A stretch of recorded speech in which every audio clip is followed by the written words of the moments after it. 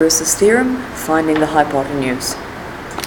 You'll remember that Pythagoras' theorem is c squared equals a squared plus b squared. And the easiest way to use Pythagoras' theorem is when they've asked us to find the value of the hypotenuse. Anytime you need to use a formula to do some working, you write the formula to start with. If you can't remember these steps, remember, write the formula. You're then going to substitute in the values that we know. So we know the two shorter sides, a and b. Remember, it doesn't matter which is which. That will be 7 squared plus 9.5 squared.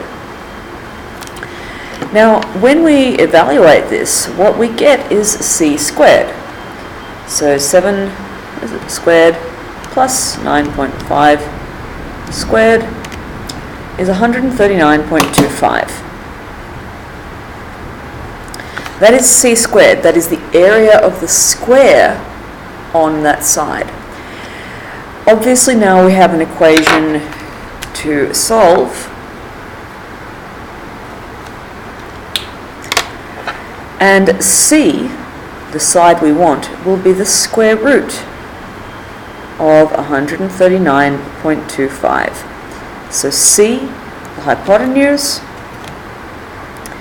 is the square root of 139.25, and you would round to the required number of decimal places. If we're one decimal place, 33.8.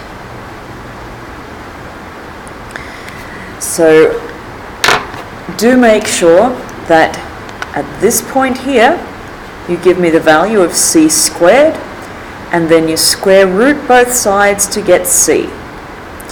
If you find that is tricky, you can use a rearranged version of the formula, which is c is the square root of a squared plus b squared, in brackets under the square root, and that reminds you that you have to do the square root. Obviously in 9a, I'd prefer you use the original formula. It's more flexible, it's more useful, and you do need to remember that when I get to c squared, we square root both sides to get our answer. A type of question they'll often ask for is to find the length of the hypotenuse or one of the shorter sides as an exact value. And that means leaving our answer as a square root rather than evaluating and rounding it. Because you'll notice that I had 33.75 there, and it kept going. And by rounding, I lost some accuracy. So we leave our answer in square root form or surd form, and this is useful especially if I needed to use this to do more calculations further on. I would definitely not want to lose the accuracy by rounding, so a more exact value is often good. But we approach it the same way. We write our formula, c squared equals a squared plus b squared. We substitute in our values, 2 squared plus 5 squared. So c squared, before plus 25, is 29. C equals the square root of 29, and that is where we leave it. That is as exact values. This is evaluating to one decimal place. I forgot the decimal point there. Make it clear.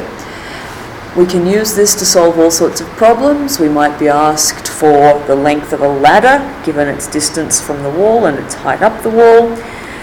All sorts of things. If the diagram is given to you, no need to draw it. If there's no diagram and the scenario is explained and it's a word question, definitely draw a diagram to assist you in getting your triangle correct.